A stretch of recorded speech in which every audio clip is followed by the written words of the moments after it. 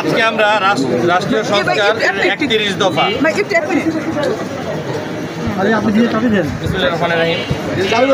আমরা তারুণ্যের অহংকার ভবিষ্যৎ রাষ্ট্রনায়ক তারেক রহমান সাহেবের পক্ষ থেকে রাষ্ট্রের যে সংস্কারের ৩১ দফা দেওয়া হয়েছে এটা নিয়ে মানুষকে সচেতন করার জন্য এবং করোনার আপনারা জানেন নতুন একটা ভেরিয়েন্ট আসছে যেটার কোনো উপশম বোঝার কোনো উপায় থাকে না, ঠান্ডা থাকে না, কাশি হয় না, জ্বর আসে না। আমাদের উপর নির্দেশনা এসেছিল মানুষকে সচেতন করার জন্য। তার লক্ষ্যেই আমরা আজকে দ্বিতীয় দিনের মতো আমরা মাঠে নেমেছি এবং মানুষকে সচেতন করার জন্য চেষ্টা করছি। এখন যে ব্যাপারটা হচ্ছে একদল কিন্তু বের হয়েছে আগে সংস্কার পরে নির্বাচন হয়েছে না, আসলে কিন্তু আমরা এই সংস্কারটা আরো 2 বছর আগে থেকেই এই সংস্কারের জন্য আমরাই চাচ্ছি রাষ্ট্রীয় কাঠামো মেরামতের জন্য আমরাই কিন্তু বারবার আমরা চেয়েছি যা ৩১ দফাতে দেওয়া আছে, কিন্তু প্রচারণার অভাব বা মানুষকে বোঝানোর সক্ষমতা আমাদের বাড়াতে হবে। তাইলে এই ধরনের ভ্রান্ত কথাবার্তা যারা বলেন মানুষই এইটার উত্তর দিয়ে দিতে পারবে। তো হচ্ছে করোনার যে এখন মহামারীটা আবার নতুন আসছে, এখান থেকে সচেতন থাকা ছাড়া কিন্তু বাঁচার কোনো রাস্তা নেই। আমরা সবাই চেষ্টা করব সুস্থ থাকতে এবং মানুষকে উদ্বুদ্ধ করতে, সুস্থ রাখতে। সেই সাথে সংবাদকর্মী যে ভাইয়েরা এখানে আছেন, প্রশাসনের যারা আছেন, সবাইকে আমি বলবো আপনারাও সচেতন থাকবেন, কারণ আমরা এবং আপনারা যে জায়গায় আপন মানুষ খুঁজে পাওয়া যায় না, আপনারা আমার কিন্তু সেখানে যাইতে হয়। সুতরাং আপনারা সুস্থ থাকলে সমাজটাকে আমরা সুস্থ রাখতে পারবো। ধন্যবাদ সবাইকে। আসসালামু আলাইকুম।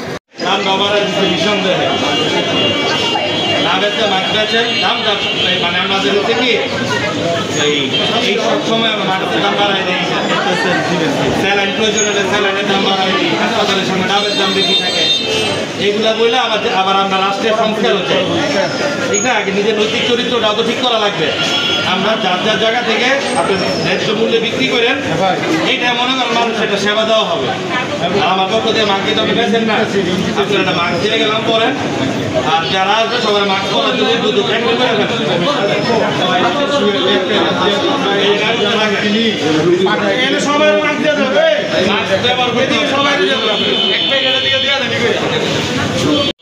বলছেন আপনি তো সচেতন করতে বলছেন, মাস্কটা ব্যবহার করা লাগবে। আমার তো প্রতিদিনের মাস্ক দেওয়া সম্ভব না, সম্ভব শুরু করে দিয়ে গেলাম। নিজের বাঁচার তাগিদে মাস্কটা ব্যবহার করবেন, কাস্টমারদের উদ্বুদ্ধ করবেন মাস্ক পরার জন্য। পরিস্থিতি যাতে নিয়ন্ত্রণের বাইরে চলে যাওয়ার আগে আপনারা সবাই সুস্থ থাকতে পারেন। ধন্যবাদ ভাই।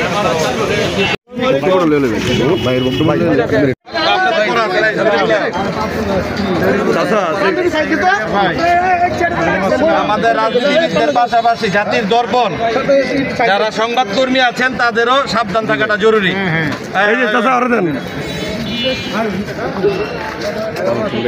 তোমাদের সাবধান থাকাটা বেশি জরুরি, সব জায়গায় যেতে হয়। যাও ভাই কিবরিয়ার একটা দেন এই কাকে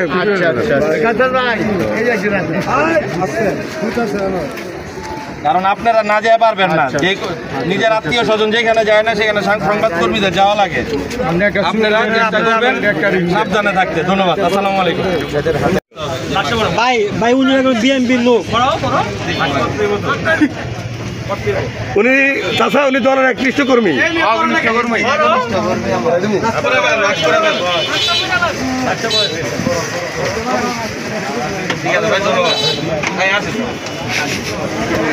দফা রাষ্ট্র সংস্কারের জন্য ৩১ দফাতে শুনছেন না তারেক রহমান সাহেবের, এটা আমরা ঘরে ঘরে পৌঁছে দেওয়ার আমাদের যে মানুষ জানতে হবে। এখন তো অনেক ধরনের কথা বলে, আগে সংস্কার পরে নির্বাচন।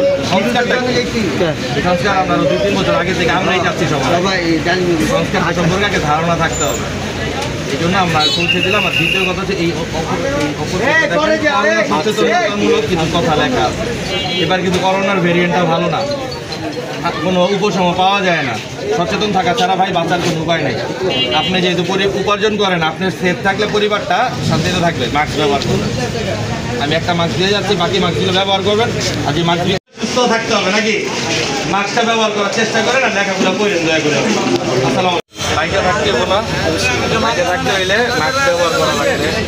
ভালো মাস্কটা দিলাম, হয়তো এটা কম দামি জিনিস, আমি সবাই বক্স করে তো দেওয়া সম্ভব না, দিয়ে শুরু করে দিয়ে গেলাম। দয়া করে নিজে বাঁচার জন্য মাস্কটা ব্যবহার করেন বাবা।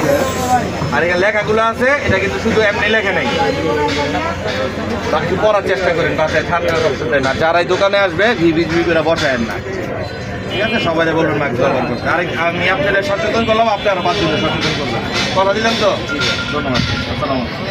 জানেন করতে পারেন, ঠান্ডা মাথায় পড়বেন। এখানে হয়তো সবগুলা ভাষা আপনি বুঝবেন না ওইভাবে, যে জায়গাগুলো বুঝবেন না স্থানীয় যে শিক্ষিত যারা লোক আছে, যারা জ্ঞানী লোক আছে, জানতে চেষ্টা করবেন এগুলো কি আছে এখানে। এটা কিন্তু আপনার আমার সবাই রাষ্ট্রের জন্য এটা দিচ্ছে। পক্ষান্তরে এই যে আপনার করোনার পরিস্থিতি তো ভালো না, শুনতেছেন না? এখন কিন্তু ঠান্ডা, কাশি, জ্বর হয় না, এগুলা হঠাৎ করে আক্রান্ত হয়, এখানে পড়বেন। সচেতন থাকতে হবে ভাই। আপনার চায়ের দোকানে বিভিন্ন ধরনের মানুষ আছে, বাইচা থাকলে দোকানদারি করতে হবে। যদি অসুস্থ হয়ে যান পারবেন, করতে হবে, জানতে হবে। না বুঝেন আমাদের কাছে জানবেন। আর করোনা পরিস্থিতিও ভালো না, করোনা নিয়ে করণীয় যা যা আছে এখানে কষ্ট করতে লাগবে। আর দ্বিতীয় কথা হচ্ছে তারেক রহমান সাহেব যে ফ্যামিলি কার্ডের ব্যবস্থা করছে, আপনার আমাদের দল ক্ষমতায় আসে, আপনার ফ্যামিলি কার্ডের ব্যবস্থা করবে, যাতে আমাদের মহিলারা আমাদের পরিবারগুলো খায় করে বাঁচতে পারে। রাষ্ট্র সংস্কারের জন্য কিন্তু 31 দফা, যারা সংস্কার নিয়ে আমাদের ভুল বোঝায় না, যে আগে সংস্কার পরে নির্বাচন। এই তারেক রহমান সাহেব কিন্তু আগে সংস্কার চাইছে, আরো 2 বছর আগে থেকে এই সংস্কার আমরা চাইছি সবার আগে। মানুষকে বুঝাইতে হবে, যাতে যারা আইসা মানুষকে ভুল বুঝায়, ভুল ধোকায় যাতে আমরা না করি। এইখানে রাষ্ট্র সংস্কারের কথাই বলা হয়েছে। এই সংস্কারগুলো চলমান প্রক্রিয়া, এটা 1 দিন 2 দিনে শেষ হয়ে যাবে না, ঠিক আছে? আপনারা এগুলো বুঝতে হইব বাবা সবার। মানুষের এখন চকচক করলে শোনা হয় না, অনেকে ধোকা দিবে।